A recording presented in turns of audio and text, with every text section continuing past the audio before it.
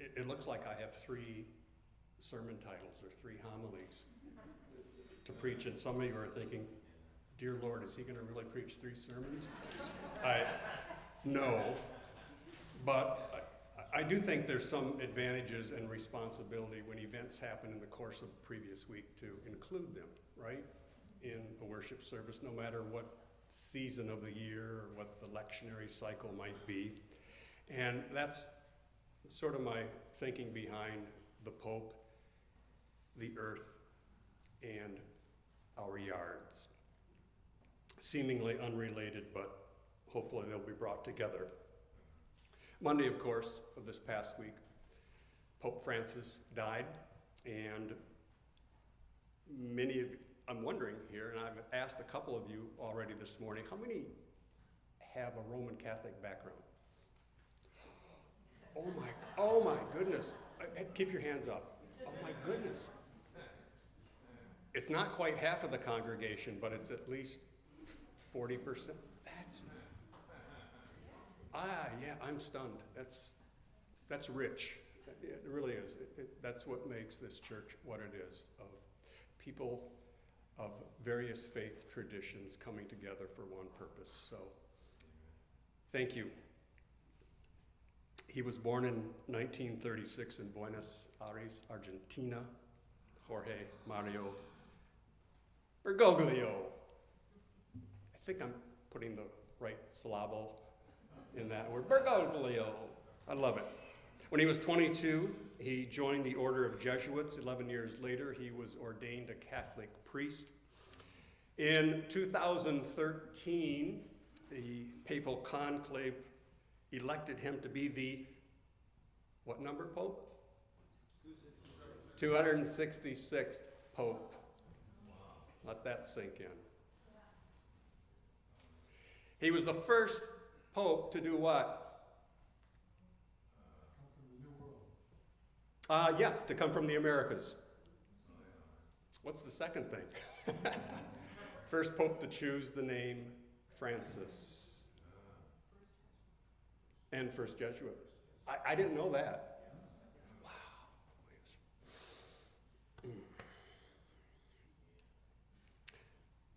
This seems somewhat irrelevant, but taking the name of St. Francis of Assisi is kind of personal to Jody and to me. We were married in Assisi, Italy.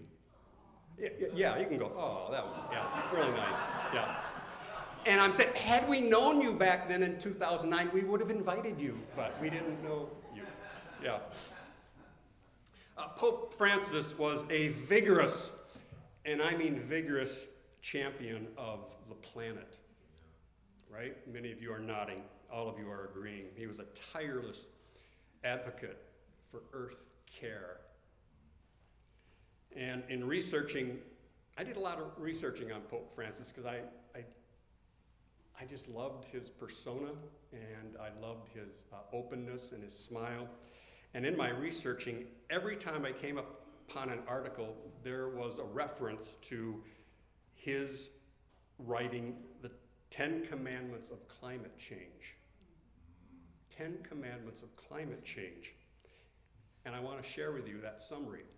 Number 1, think of future generations. What kind of world we want to leave to those who come after us, to children who are now growing up. Number 2, embrace alternative energy sources. High polluting fossil fuels, coal and oil need to be replaced. St. Francis. 3, consider pollution's effect on the poor. Prod the hearts of those who look only for gain at the expense of the poor and the detriment of the earth. Commandment number 4, take a bus or other form of public transportation, particularly if you live in urban areas. 5, be humble. We are not God, says Pope Francis, and the earth was here before us and has been given to us to maintain. 6, 6, and this doesn't relate to most of us, but I'll say it anyway, don't be a slave to your cell phone. The Pope. Accumulation of data leads to overload and confusion, a sort of mental pollution. 7, don't trade online relationships for real ones. I'll leave that one. 8, turn off the lights, recycle, don't waste food, avoid plastic, separate your garbage. Plant trees. 9, educate yourself. There is nobility in caring for creation through little daily actions, as we all know. And 10, believe you can make a difference. Regain the conviction that we need one another. Be good. Being good, being decent are worth it. Pope Francis was endeared by Protestants, and as I said before, and I think as those of you here, he was dear to all of our hearts. May he rest in heaven's eternal arms, and may the 135 cardinals that will soon gather for the conclave have the willingness and the sense not to return to former traditions, but to follow the path that St. Francis set. As an aside, I would commend to you 2 movies. Conclave. Has anybody seen Conclave? Okay. How'd you like the ending? Don't spoil it for anyone. And Joni and I watched for the second time last night 2 popes. 2 popes. You got to see 2 popes. All right? All right. St. Francis, the Pope. Part 2, Earth Day. The first celebration of Earth Day occurred April 22nd, 1970, and it was put together by Senator Gaylord Nelson. That's right. Who chose, anybody know the reason why he chose April 22nd? April 22nd was chosen because college students would be able to march in the Earth Day parade, since that date conveniently falls between the time college's spring break and final exams happen. So, first Earth Day, I think, celebration was in New York. Imagine all the bell-bottom jeans college students in 1970. Amazing. Yeah. So, in honor of Earth Day, a few quotes from people, names that you will certainly recognize. Mahatma Gandhi. Earth provides enough to satisfy everyone's need, but not everyone's greed. Jane Goodall, animal activist. What you do makes a difference, and you have to decide what kind of difference you want to make. An Aboriginal proverb. Look after the land, and the land will look after you. Destroy the land, and the land will destroy you. From astronomer Carl Sagan. Preserve and cherish the pale blue dot, the only home we've ever known. And finally, from poet and farmer Wendell Berry, the earth is what we all have in common. Indeed. The psalmist in the 24th Psalm, the opening verse, as Eugene Peterson translates it, God claims earth and everything in it. God claims the world and all who live in it. God built it on ocean foundations and laid out river girders. I'm kind of sometimes a statistic nerd, and this morning I Googled Earth's population. Of course, it changes moment to moment. As we're sitting here today, it's a fairly accurate statistic. There are 8,219,613,450 people on our planet. So let's be kind to those we meet. And as I said last week, kindness is never a bad religion, no matter what name you give to God. Okay, finally, our yards. The recent book read by the Creation Justice team is entitled Nature's Best Hope. It's subtitled A New Approach to Conservation That Starts in Your Yard, written by University of Delaware professor Douglas Tallamy. And the hook that sort of reeled me in was this quote: "Worried about the planet? Change starts in your backyard." I don't know what I can do about stripping away of the Brazilian forest, but Jody and I, and maybe most of you, many of you certainly, live in a house that has a yard. And here are some calls by Professor Tallamy related to yards. Number one, shrink the lawn.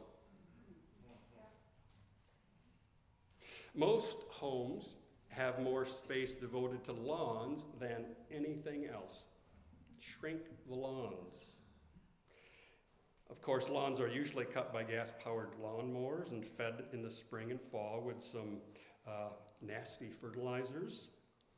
Tallamy suggests reducing one's lawn by at least 50% in favor of native trees, native plants, native shrubs. Put down mulch where grass used to be, and if you have to use a lawn, make the lawn a pathway into your yard rather than the whole yard, right? 2, remove invasive species. Plant trees that are native to Michigan. Invasive species are likened to alien invaders that settle in your yard and they choke native plants that often can't compete. Invasive species are like that schoolyard bully that you remember who intimidates and threatens until someone takes action against them. Remove invasive species. Plant trees, says Tallamy, plant trees that are native to the region. What trees are native to Michigan? This is an interactive service at this point, so what trees are native to Michigan? White pine. Birch. How many oaks? Let's name some oaks. White oaks, black oaks, red oaks, bur oaks, basswoods, maples. What was it? Black walnut, thank you, yes. Anybody like dogwoods? Flowering dogwoods, good for you. That's enough. I like it that you participate in homilies. 4, be generous with your plantings. More, not less. Nature's non-human creatures, insects and worms of 1,000 varieties enrich our soils. And we don't have to stand there and watch them do it. They can do it all by themselves. 5, start composting. Take your leafy food scraps, banana peels, apple cores, avocado skins. Take the little sticker labels off, though, before you throw them in the compost. It'll take more than 1 million years for that if you don't. Shredded white paper and toss it all into a protective pile so that critters can't access it, and turn it maybe once a week, and you will marvel at the nutrient-rich soil that you did not produce. Not by your hands, really. Nature will take care of it. So never doubt the singularity and collectiveness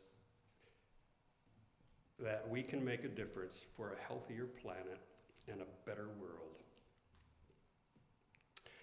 Now, I have a personal request that I'd like to make. Plans are in the works by the Creation Justice team to do a makeover, and I know you will correct me if I'm mistaken.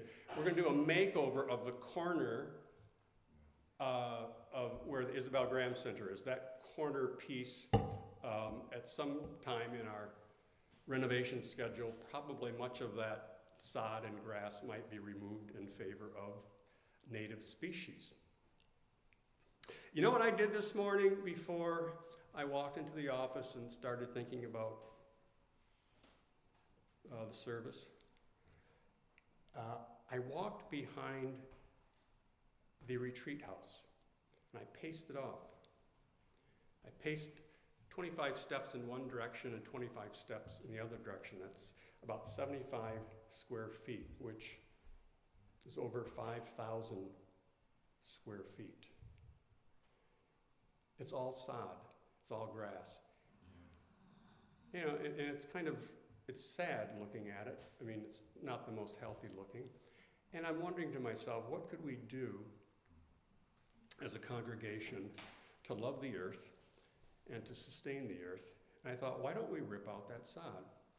And why don't we turn it into an organic garden? And we could have individual plots. Plots could be, you could own a plot, you could tend a plot, 5 feet by 10 feet for each plot. And we would have dozens of plots in the backyard of the retreat house. And what would we do with the veggies and the leafy veggies and the greens and the beans and the carrots and the potatoes, whatever we plant?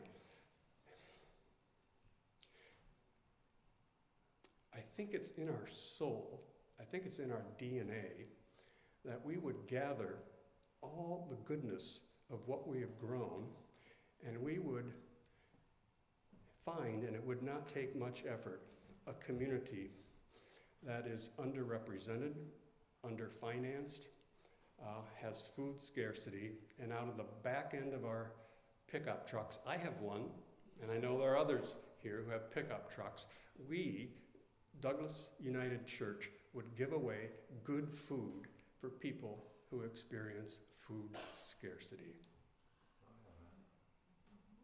I'll never ask you to do this again, but can I get an amen to that? Okay, I think we can do it. Maybe it's not on the top of our list yet, but let's talk about it.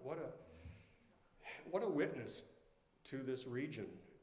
What a witness to the world we can make. And thanks for thinking about that. This is an inglorious way to end a message, but I think I'm done.